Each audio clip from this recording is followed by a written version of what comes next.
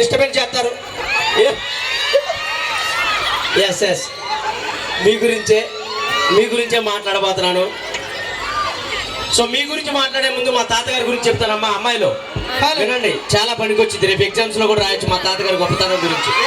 So 1998లో మా తాతగారు మీ అందరి కోసం ఏం చేశారు? లేదు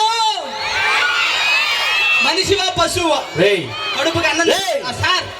ఏమైందిరా, ఎందుకు తిడతాం సార్? ఇంతమంది అమ్మాయిలు మంచిగా ప్రోగ్రామ్ పెట్టుకున్నారు కదా సార్, వాడు ఎవడో కార్ రోడ్డుకి అడ్డంగా పెట్టాడు చూడండి సార్. తిట్టండి అండి. ఎవడరా నువ్వు? ఎతవా సన్నాసి అరగుండా సార్. ఒక మూల పడి ఉంటుంది, ఎక్కడ దుక్కున్నా అరగుండు. సిగ్గులేదురా? సిగ్గులేదు.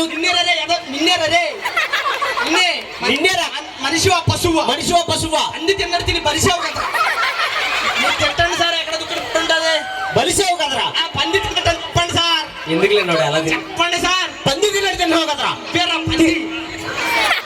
నువ్వే తీరా కారు. ఆ కారు నెంబర్ ఎంత? కార్ నెంబర్ 0000 తీరా. అది నా కారురా.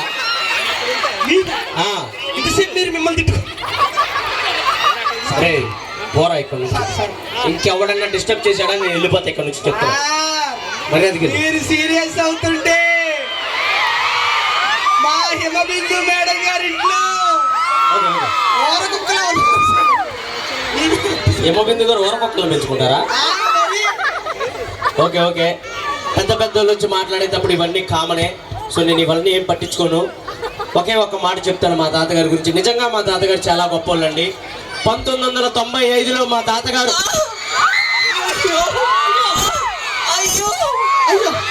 సారీ ఏమైంది? My baby Srikanth.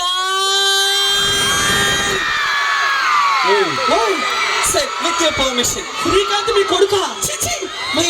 He's my boyfriend. You know, Instagram లో మెసేజ్ చేశాడు వచ్చే ముందు, ఐ లవ్ యూ అని.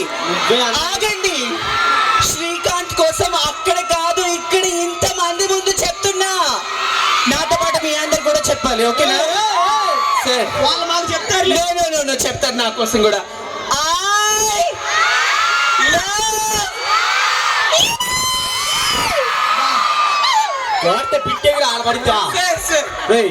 వెళ్ళి ఎగ్జామ్ లో ఏమన్నా రాయండి అంటే నోట్లోంచి ఏమి నన్ను ఎందుకు పిలిపించారా? ఎవర్రా ఇది అసలు? మా ఊరు నా శ్రీకాంత్ బేబీ తప్పిపోయింది. పో వెనకాల స్టేజ్ వెనకాల ఉన్నాడు. పో నీ కోసం వెయిట్ చేస్తున్నాడు. పో. ఓకే సార్, మంచి సింగర్ సార్. యా సార్ ఒక్క పాట విత్ యువర్ పర్మిషన్స్. ఏంటి? ఒక్క పాట పాడతాను సార్. కాదమ్మా, నేను సెలబ్రిటీ. ఒక్క పాట పాడు.